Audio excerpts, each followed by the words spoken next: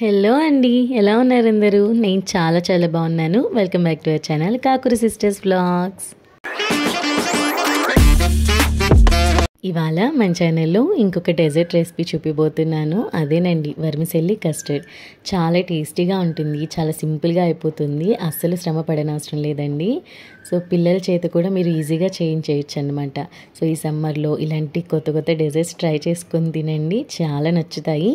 So ఇంకా late ఎందుకు, వీడియోలోకి వెళ్ళిపోదాం. నేను ఇక్కడ ఈ రెసిపీ కోసం 1/2 లీటర్ ఫుల్ క్రీమ్ మిల్క్ తీసుకుంటున్నానండి. ఒకవేళ మీకు ఫుల్ క్రీమ్ మిల్క్ అనేవి అవైలబుల్ లేకపోతే నార్మల్ మిల్క్ అయినా యూస్ చేయొచ్చు. కానీ ఈ రెసిపీకి ఫుల్ క్రీమ్ మిల్క్ యూస్ చేస్తే క్రీమీగా టేస్టీగా ఉంటుందన్నమాట. సో ఇప్పుడు ఈ మిల్క్ అంతా కూడా ఒక గిన్నెలోకి తీసుకోండి. ఇప్పుడు స్టవ్ ఆన్ చేసుకొని ఈ పాల గిన్నె పెట్టుకొని హై ఫ్లేమ్లో ఒక పొంగు రానివ్వండి. ఇలా కలుపుతూ పొంగు రానివ్వండి, దానివల్ల మీగడ కట్టకుండా ఉంటుంది. ఇక్కడ పాలనేవి కాగుతున్నాయి కదా, ఈలోపు రెండో స్టవ్ పైన కడాయి పెట్టుకొని 1 టీ స్పూన్ నెయ్యి వేసుకొని ఒక అరకప్పు సేమియాని ఫ్రై చేసుకోవాలి.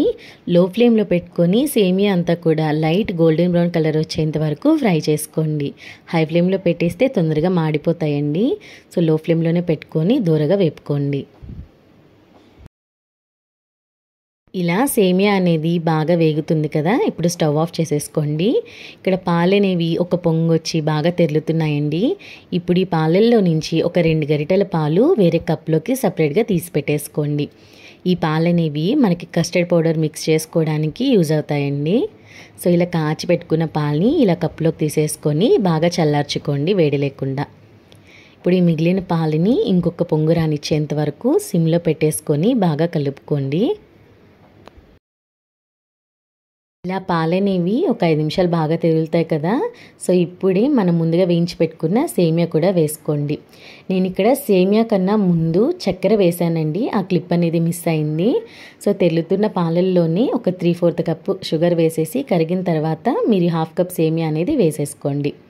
సో ఇప్పుడు ఈ సేమియా వేసిన తర్వాత సేమియాని బాగా ఉడికించుకోవాలి. ఒక పక్క మనకి సేమియా అనేది ఉడుకుతూ ఉంటుంది. ఈలోపు మనం ఇందాక సేమియా వేయించుకున్న కడాయిలోనే 1 టీ స్పూన్ నెయ్యి వేసుకొని సన్నగా తరిగిన డ్రై ఫ్రూట్స్ని యాడ్ చేసుకొని లో ఫ్లేమ్లో దోరగా వేపుకోండి. నేను బాదం పప్పు, జీడిపప్పు వేస్తున్నానండి. సో మీరు ఏ డ్రై ఫ్రూట్స్ అయినా యాడ్ చేసుకోవచ్చు. వీటన్నిటిని హై ఫ్లేమ్లో పెడితే మాడిపోతాయి. లో ఫ్లేమ్లోనే పెట్టుకొని ఇలా క్రిస్పీగా వేపుకోండి.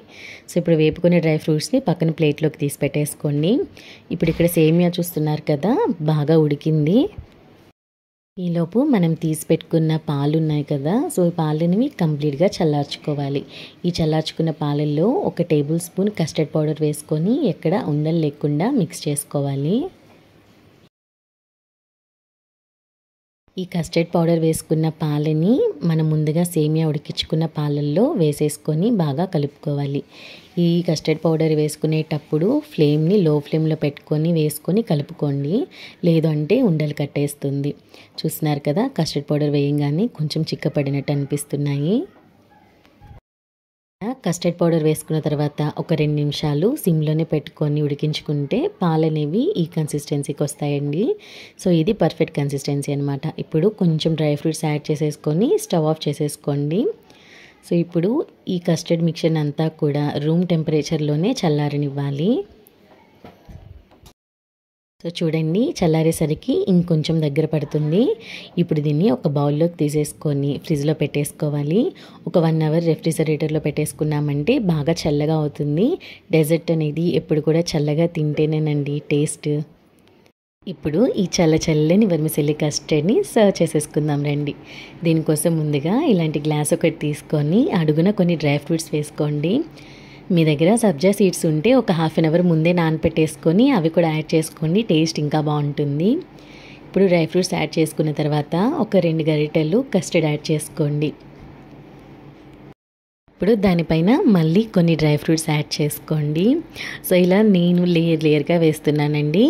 మీకు ఇష్టమైతే డైరెక్ట్గా కస్టర్డ్ యాడ్ చేసేసుకొని పైన డ్రై ఫ్రూట్స్తో గార్నిష్ చేసేసుకోవచ్చు.